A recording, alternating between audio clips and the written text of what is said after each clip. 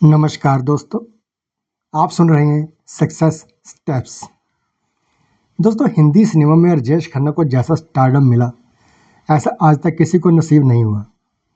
राजेश खन्ना पहले अभिनेता थे जिनके लिए सुपरस्टार शब्द का प्रयोग किया गया।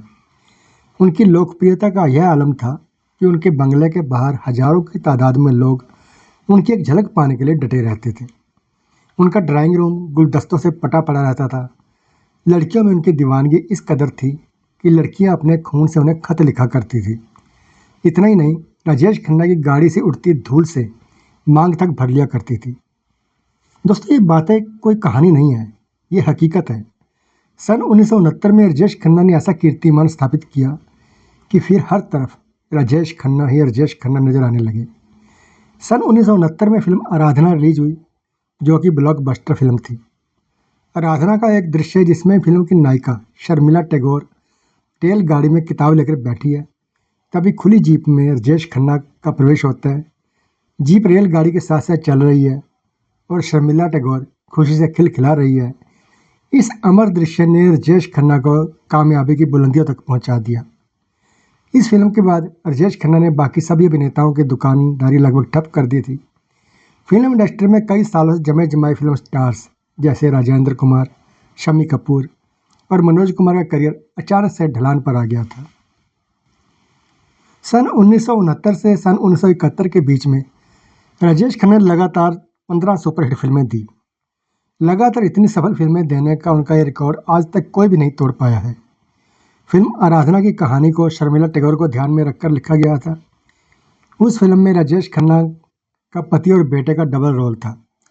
फिल्म की कहानी एक औरत पर केंद्रित थी, पर दर्शकों ने फिल्म में केंद्र में शर्मिला टैगोर को नोटिस नहीं किया। पूरी फिल्म का क्रेडिट राजेश खन्ना ले गए और इस फिल्म का एक गाना मेरे सपनों की रानी कब आएगी तू मेगा हिट साबित हुआ। फैंस में उनकी दीवानगी का आलम ऐसा था कि जब एक ही वक्त में राजेश खन्ना की 2 फिल्में आराधना और 2 रास्ते बम्बई के रॉक्सी और ओपेरा सिनेमा में चल रही थी, तो ऐसे में लोग एक सिनेमा में पिक्चर देखकर निकलते थे और दूसरे सिनेमा घर में जाकर पिक्चर देखने चले जाते थे। सन 1969 में आराधना फिल्म के बाद राजेश खन्ना का रुतबा और भी विशाल हो गया और वहीं दूसरी ओर किशोर कुमार का करियर भी टॉप पर था। इस जोड़ी ने हिंदी सिनेमा को उस दौर में बहुत से यादगार गीत दिए जो आज भी उतने ही पसंद किए जाते हैं। आलम यह था कि पूरा हिंदी सिनेमा राजेश खन्ना और किशोर कुमार पर सिमट कर रह गया था। फिल्म का गाना मेरे सपनों की रानी कब आएगी तू, इसने भूचाल खड़ा कर दिया था। किशोर कुमार की मस्ती भरी आवाज़ राजेश खन्ना के लिए एकदम स्टिक थी। मेरे सपनों की रानी कब आएगी तो इस गाने के बाद राजेश खन्ना और किशोर कुमार के बंगलों के बाहर फिल्म डायरेक्टर्स और प्रोड्यूसर की लंबी लाइन लग गई थी। हर कोई अपनी फिल्म में इस जोड़ी को लेना चाहता था, क्योंकि इन दोनों का फिल्म में होना मतलब फिल्म के सुपरहिट होने की गारंटी थी। फिल्म आराधना के बाद इस जोड़ी ने एक से एक सुपरहिट फिल्मों की बौछार कर दी। सन 1969 से 1972 तक हिंदी फिल्म इंडस्ट्री में एक ही घोड़ा दौड़ रहा था और वे थे राजेश खन्ना। इस सबसे राजेश खन्ना के स्टारडम में इस कदर इजाफा हुआ कि आज तक कोई भी सुपरस्टार वहां तक नहीं पहुंच पाया है। उनकी पॉपुलैरिटी का ये आलम था कि राजेश खन्ना के बंगले के बाहर एक पुलिस स्टेशन बनवाना पड़ा था, जो बंगले के बाहर निगरानी रखता था और भीड़ जमा होने पर या यातायात की समस्या होने पर तुरंत कार्रवाई में जुट जाता था। वहीं दूसरी तरफ मोहम्मद रफ़ी के करियर को ब्रेक लग चुका था। रफ़ी साहब को केवल लक्ष्मीकांत प्यारेलाल के अलावा और कोई भी संगीतकार काम नहीं दे रहा था। ऐसा नहीं है कि रफ़ी साहब ने राजेश खन्ना के लिए गीत नहीं गाए थे। उन्होंने काका के लिए कुछ गीत गाए हैं और जो बेहद सफल रहे हैं, जैसे हाथी मेरे साथी फिल्म का गीत नफरत की दुनिया को छोड़ के खुश रहना मेरे यार। ये किशोरदा का जादू इस कदर छा गया था कि सभी संगीतकारों को लगता था कि मोहम्मद रफ़ी का करियर अब ख़त्म हो गया है। फिल्म इंडस्ट्री में किशोर कुमार और राजेश खन्ना के इस तूफान में लक्ष्मीकांत प्यारेलाल नहीं चाहते थे कि रफ़ी साहब की आवाज़ कहीं खो जाए। वे उनके साथ काम करते रहे और सही वक्त का इंतज़ार करने लगे। एक के बाद एक हिट दिए जा रहे राजेश खन्ना की एक फिल्म फ्लॉप हो गई, जिसका नाम था दौलत और दुनिया। मगर कुछ समय के बाद ही फिर काका की एक फिल्म बावर्ची ने अच्छी कमाई कर ली, जिससे उनका लड़खड़ाता करियर फिर ठीक हो गया। ऐसा लगा भी वो संभल गए हैं। मगर कोई भी ये मानने को तैयार नहीं था कि राजेश खन्ना का करियर ढलान पर है। अभी भी राजेश खन्ना वही रोमांटिक चॉकलेटी हीरो और लटके झटके वाली इमेज बनाए हुए थे।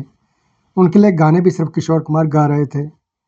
कहते हैं ना कि अगर आप समय के साथ नहीं बदलोगे तो समय आपको बदल देगा। ऐसा ही कुछ राजेश खन्ना के साथ भी हुआ।